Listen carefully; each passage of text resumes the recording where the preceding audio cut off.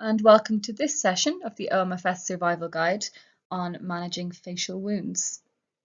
My name is Mairead and I'm a second degree medical student at the University of Manchester. Today I'll be talking you through the do's and don'ts of managing facial lacerations when they come to A&E and present to you as the MaxFax SHO on call. As always, if you've got any questions or queries, there'll be an email address at the end of the session, and we're more than happy to answer any questions that you might have.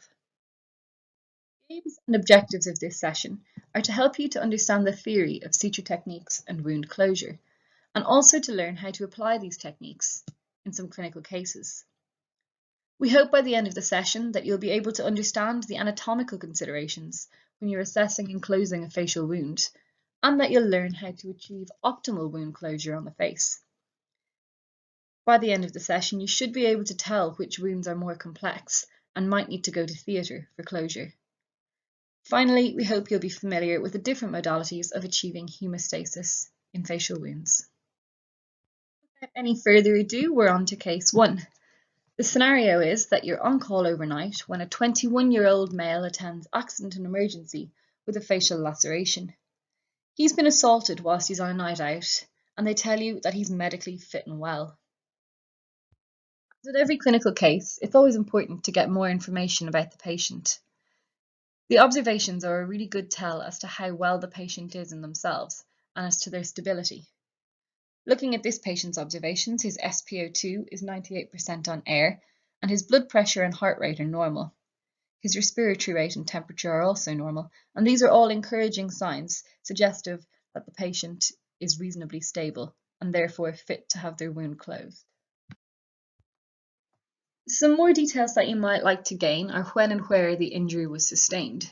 It's important to note if the injury was sustained outdoors or indoors, if the patient was assaulted with an object or by hand-to-hand violence, and whether or not they might need tetanus boosters as a result, so whether or not they're up to date with vaccinations.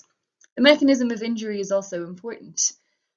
With an assault, could there be glass in the wound? Could it have been a contaminated weapon?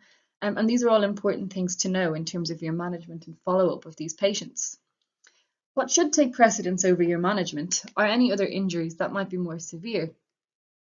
Head injuries and C-spine injuries are the most pressing of these and should always take precedence over management of a facial laceration, as they're time sensitive and of the utmost priority for the patient's outcome. Knowing their medical history, allergies, and social history will also help you to optimally manage the patient. It may be that they've got a coagulopathy or that they're on a blood thinner. It may well be that they're allergic to something you might like to prescribe for them. And it may be that they're a smoker or have consumed a considerable amount of alcohol, and all of these will have implications for wound healing and wound closure. Our first case. It's important at this stage to think about how you would examine this patient and what important considerations there might be. Take a moment to note these down and see how many things you can think of that might be pressing and that might be important in your assessment of this patient. We'll go through them in the following slides. Given the findings in the previous clinical photo, I think it's important to consider, first of all, the risk of damage to the facial nerve. The diagram on the current slide shows the danger areas where the facial nerve is most at risk of injury, because this is where the path runs a little bit more superficially and could therefore be included in the laceration. On the face, this kind of area is represented between two lines. The first line is from the lateral canthus of the eye to the angle of the mouth, and the second line runs from the zygomatic arch to the angle of the mandible. This outlines the main danger zone for trauma to the facial nerve in a laceration. The parotid duct isn't shown on this diagram, but is also in that area and should be checked. All patients should have their facial movements checked, and you should check these regardless of where the laceration is and whether or not it's in the danger areas. It's really important to note this before giving local anaesthetic, as the local anaesthetic itself could cause facial nerve palsy, but this is temporary. It's also important for documentation purposes, and particularly in the case of an assault, to document any lasting damage that might be present. Where facial nerve palsy is visible, it's worth discussing this with a senior to be sure that the wound shouldn't be explored and the nerve potentially reanastomosed if this is possible. At this stage, it's worth stopping to think what other investigations you might like. For this particular patient, it might be worth considering a set of bloods, given the extent of the laceration and possible blood loss. A full blood count will show you his hemoglobin and also inflammatory markers. The inflammatory markers could be raised if the presentation is delayed or if there's any evidence of infection. The CRP will also give you a similar finding in terms of inflammatory markers. As well as that, it might be worth getting a coag panel, particularly if the patient has a history of alcohol use or warfarin use in their medical history. Other investigations you might consider could be some radiographs if you have a suspicion of underlying bony trauma or if you have a suspicion of any foreign bodies within the wound. A soft tissue radiograph can often show up glass or indeed bits of gravel which have varying radio opacity, but again can give you an idea of where in the wound you might want to explore and wash out a little bit more comprehensively. Just to recap on the photograph that we saw at the start of the case. This is a large laceration extending from the angle of the mouth right towards the ear.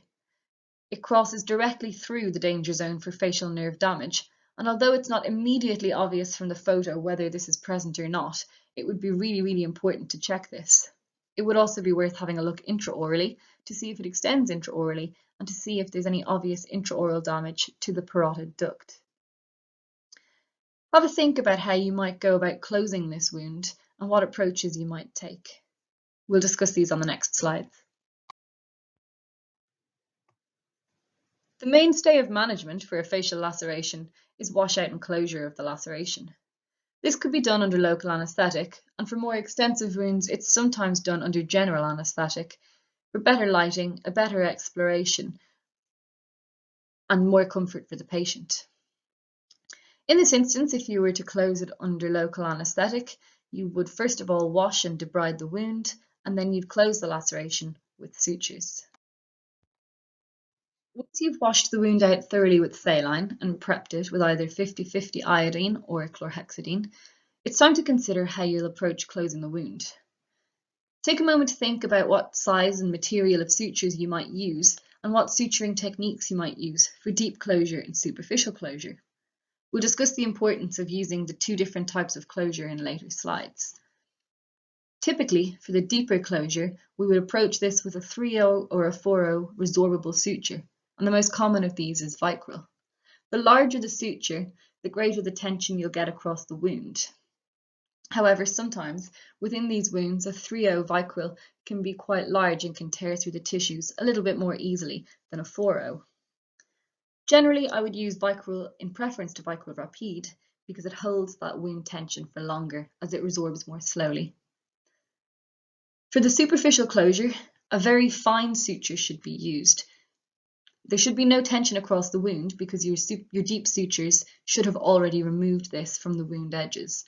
So your superficial sutures generally only approximate the wound edges and hold them neatly together to allow optimal healing. Therefore, you should use a non-resorbable suture, which is very fine, in order to minimize any kind of scarring and debris gathering around the suture. The ideal candidate for this would be a 6-0 Proline or Ethelon, which is non-resorbable and non-braided. This means that the minimum amount of debris gathers around it. However, these sutures do have to be taken out a week after placement. This is a reasonably busy slide which shows the different types of sutures. It shows the absorbable sutures at the top, including Vicryl and Vicryl Rapide, and these are the most commonly used and readily available resorbable sutures. Vicryl has a coating over it and is a synthetic material which takes 90 days to resorb and has maximal tensile strength for 21 days. This is therefore really useful for deep sutures when you want to hold that tension for as long as possible to allow good healing. Vicryl Rapide, conversely, is a really good choice as a resorbable suture for a superficial closure where you don't want the patient to have to come back to have their sutures out. I would often choose this in patients where I think they won't return to have their sutures out, or in children who'd need a second general anaesthetic in order to have those sutures removed. For the non-resorbable sutures, Proline or Ethelon tend to be good choices. They have pretty minimal reactivity and therefore have minimal scarring, but they're not appropriate for deep sutures, as to take them out, you'd have to go digging in the wound that you've closed so nicely. Looking at the different sizes of suture, I think of these as fractions.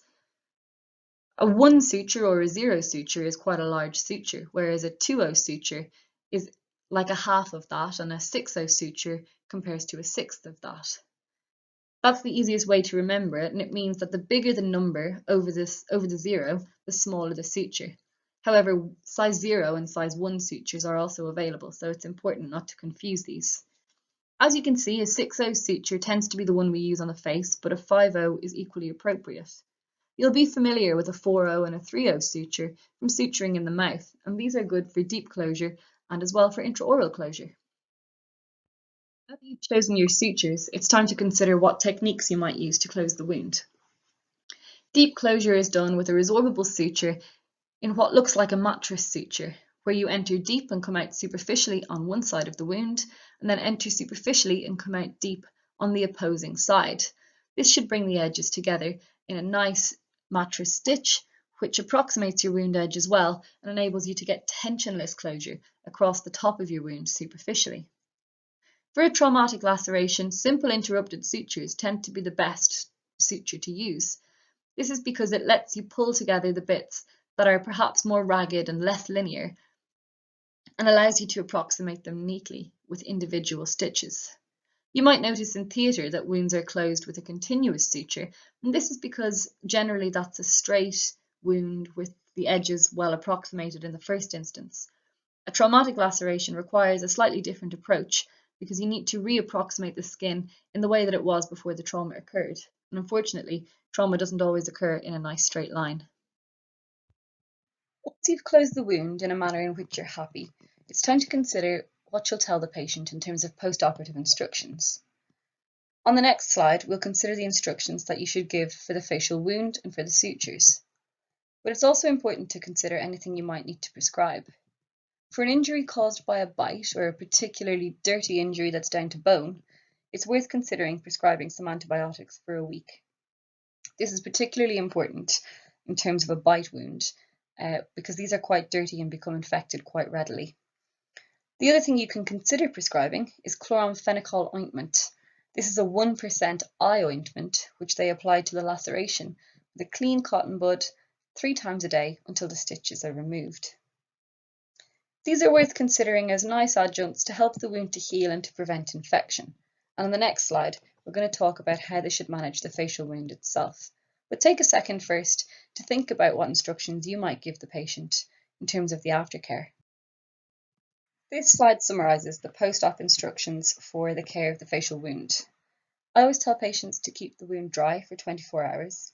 This is because well-approximated lacerations will epithelialize in 24 to 48 hours and form a nice fluid barrier, so in an ideal world they wouldn't disrupt that. After 24 hours, they should try and keep the wound clean though.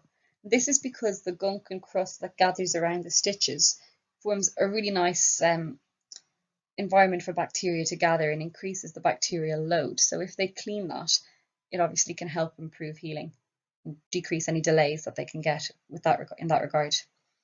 When they do get it wet after that, I always tell them to dab it dry, and this is purely so that they don't pull the edges of your wound apart or irritate it, and so that they don't scrub the stitches out either. It's just a much nicer way to treat a wound that's been closed really neatly. After 48 hours, they can start to moisturize it, and this just helps the kind of fibrous scar to break down and form a more neatly reorganized scar.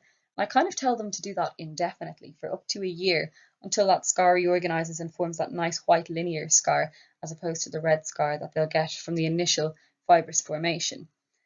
They should have their stitches out in 5 to 7 days, and this is important so that they don't get scarring from the stitches. If they're resorbable sutures, I tell them just to rub it with a clean damp towel in 7 days, or they need to have their stitches out either on a trauma clinic or with their GP after a week. It's really important to reinforce this because otherwise they can get scars from the stitches. That's obviously not ideal. They want to keep the stitches in for long enough for them to be effective, and 5 to 7 days is what the evidence suggests is optimal for that. So now we move on to our second case, and the scenario is going to be visible on the next slide. In scenario 2, you are the SHO on call and you receive a bleep from an emergency dentist. A 62-year-old woman has come over the handlebars of her bike and hit the road face first. She's got what they describe as a pretty nasty lip laceration that they're not happy to close. Take a second to think about what details you might ask for on the phone from the referring clinician. I think if I were to receive this call, things I might want to know are the site and size of the laceration, whether or not they've got any dental trauma as well. Have they got any missing teeth or missing fragments of teeth? And if so, where are they? Should we consider taking a chest x-ray? Should we consider taking a soft tissue radiograph? Does the laceration extend the whole way through the lip? Is it a through and through laceration? Because that'll affect how you approach your closure. So this slide shows a picture of case 2, which is our lady who's come over the handlebars of her bike. Thinking back to case 1, what other things do we want to know in this history? This might be a little bit more difficult to ascertain if the referral is coming from a GDP, so it might be on you to make a call as to whether you can see the patient directly or whether that patient needs to come through A&E and be triaged by A&E rather than being accepted as a direct referral. The main considerations in this again are whether or not they've got a head injury and whether or not they've got a C-spine injury. And if you're unsure or there's any ambiguity about either of these, it's best to have them be triaged through A&E in the first instance, because otherwise this could be missed and the patient could suffer as a result. You want to know their medical history. So in this instance, the lady has osteoporosis and she's taking bisphosphonates weekly, orally, and she takes Calci D. She's also got hypertension and she's taking amlodipine. She doesn't have any known drug allergies. And in terms of social history, she's a smoker of 10 cigarettes per day. She occasionally uses alcohol. She's divorced and was cycling home from her daughter's house at the time of the injury. The lady arrives and you're called to come and see her. And as you're examining the laceration, it starts to bleed pretty promptly. Take a second to think about what other investigations you might want and what you might do to manage the bleeding and where this bleeding might be coming from and how that might affect how you manage it.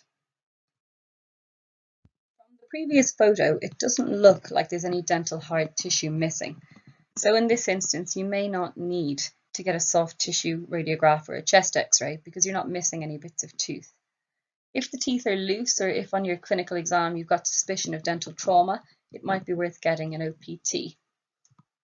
In terms of other investigations, it might be worth getting a set of bloods for her if she's bleeding quite a lot. This will give you an idea of her hemoglobin and to whether she's anemic. It'll give her an idea of your platelet count.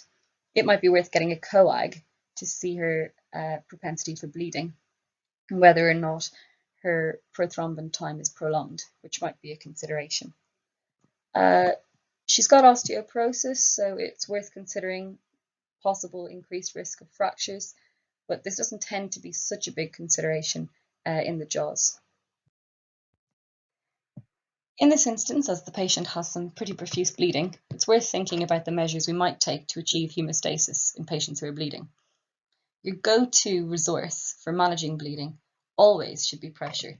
Even if you're not sure what to do and you need senior help, applying pressure is never the wrong thing. Other things you can do is that your local anaesthetic has adrenaline in it, which is a vasoconstrictor. So you can inject that around the area, or you can soak some gauze in the local anaesthetic and apply it topically. And this can help to stop the bleeding. Similarly, you can use tranexamic acid and apply that topically to stop the bleeding. Although you might struggle to get tranexamic acid mouthwash in an A&E setting, they usually will have IV vials of tranexamic acid liquid, and this can be poured onto gauze and used topically as well with good effect. If there's a small vessel, as in this instance, in this patient it could be her labial artery, if you know how to find the vessel and tie it off, that's a really nice thing to do and that will definitely stop the bleeding.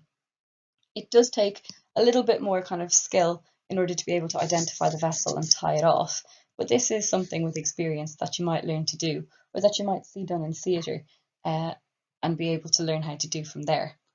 If you have access to a bipolar, which is probably unlikely, and you know how to use it, then that's a really good way of stopping bleeding.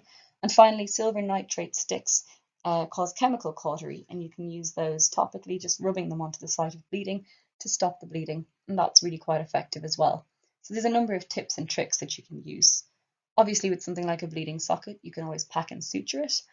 And if you're really struggling, you could always use Surgicel to apply the pressure. That's kind of a double whammy of hemostasis. So in this case, how would you approach the wound closure? It's quite a large laceration and it goes the whole way through the lip. So what sutures and what techniques would you use? And what anatomical considerations are there? It's important to think about managing any dental trauma, and it's important to consider if there's any tissue loss.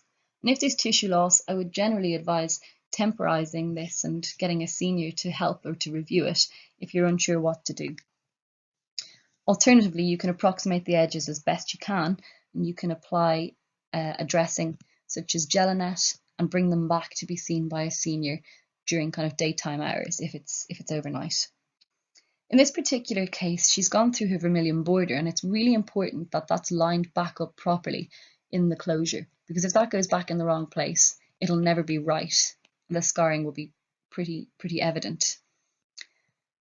Sometimes a good thing that I like to do is to mark the vermilion border with a marking pen before closure, and this just helps you to see exactly where the edges are.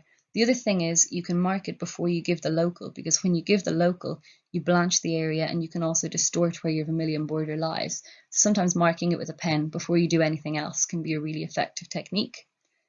In this case, I would do the deep sutures first to close the muscle layer back together. Then extraoral and intraoral sutures can be done with the appropriate sutures, as we discussed on previous slides, to get really nice wound closure. Again, something that's worth doing is approximating the vermilion border first. Even if you revise that suture in a little bit, putting it in the right place in the first instance can be really helpful. And again, consider how you might manage it if there's tissue loss. So looking at whether you can bring it together neatly, whether it's going to close primarily, and if it's not going to close primarily, or if it's going to cause distortion, just tacking it together as neatly as you can and dressing it with something like a Gelinet dressing in order to kind of temporize that until it can be reviewed and granulate by a senior. Our final case, which is case 3. In case 3, yet again, you are the SHO on call when PEDS emergency department phone up. They're calling about an 8-year-old boy who was attacked by a dog. Take a second and think about what further information you might like in this case. Things that I would consider asking for were time and date of the injury, location of the injury, the patient's medical history and social background, his OBS, whether he's stable, the history and if anybody witnessed the accident, what type of animal caused the trauma, and is this a domesticated animal or a wild animal, and the animal's state of health or any unusual symptoms. Consider whether or not the attack was provoked and the mechanism of the injury. Is this the first incident with the child? Is it the first incident with the dog?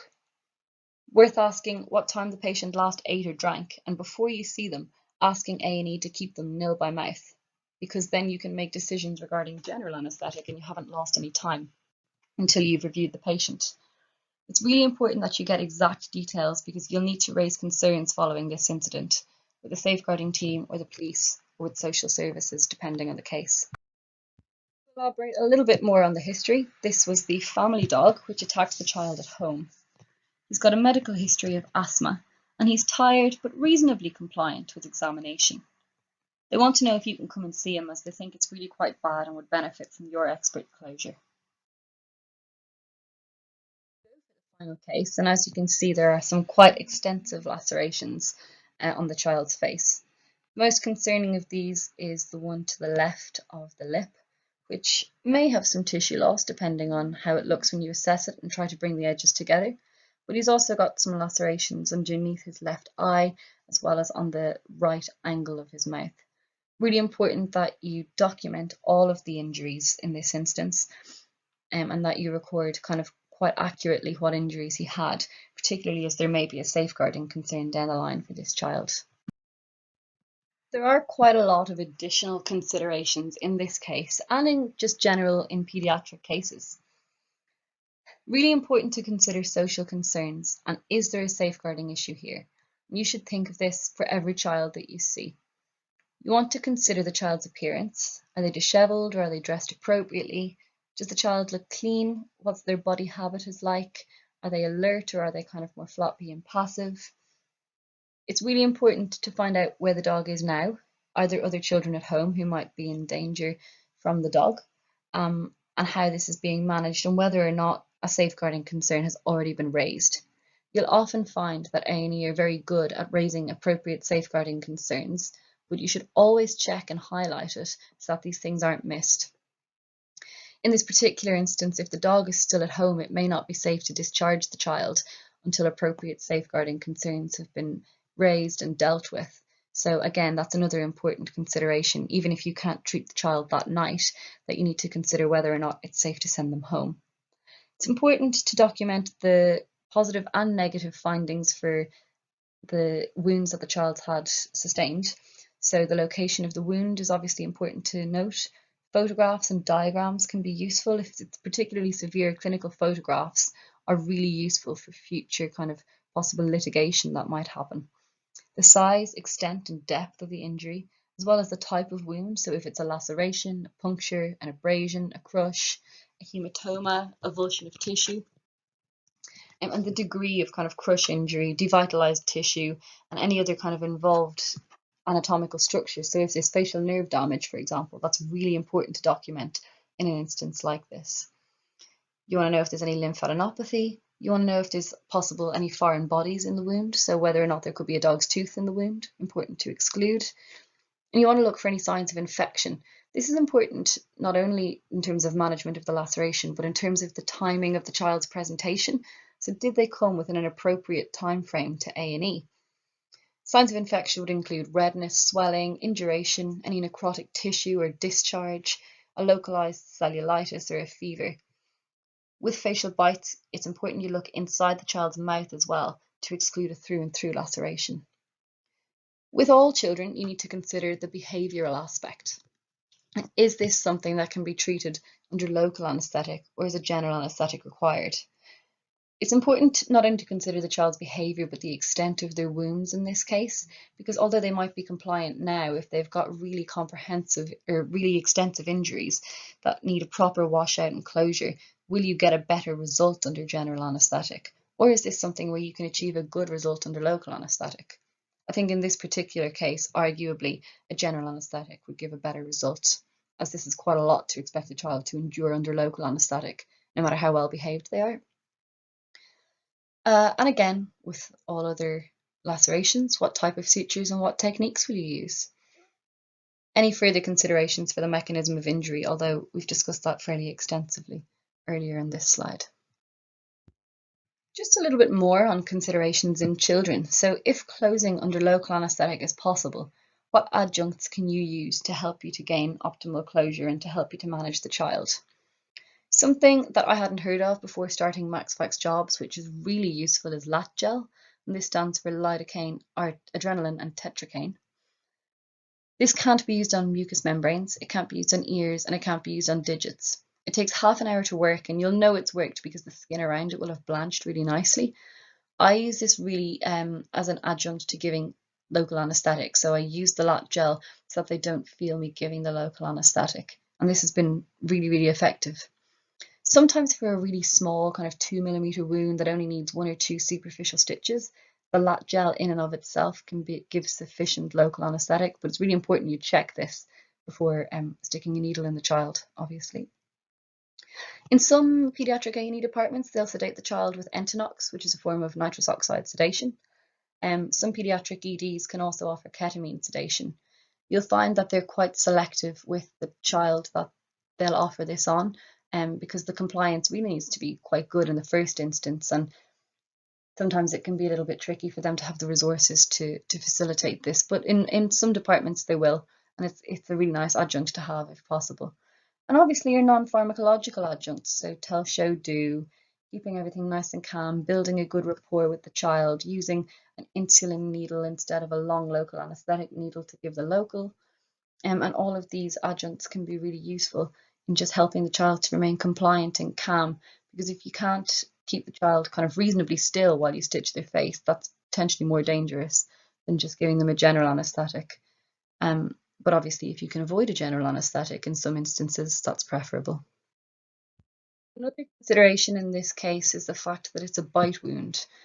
So we're just going to touch briefly on bite wounds in general. Human bites have about a 1 in 5 to 1 in 4 rate of infection, but 90% of animal bites are dog bites, and the face is involved in about 78% of these. And a high proportion of the lacerations that you will see will unfortunately be dog bites, and unfortunately be on children. Dog bites have high masticatory force, so they can cause really nasty areas of devitalized tissue, and often can cause some tissue loss as well, so it's important to assess that. There's a 4% increase in infection rate with dog bites if they're not sutured, so closure of these wounds is quite important.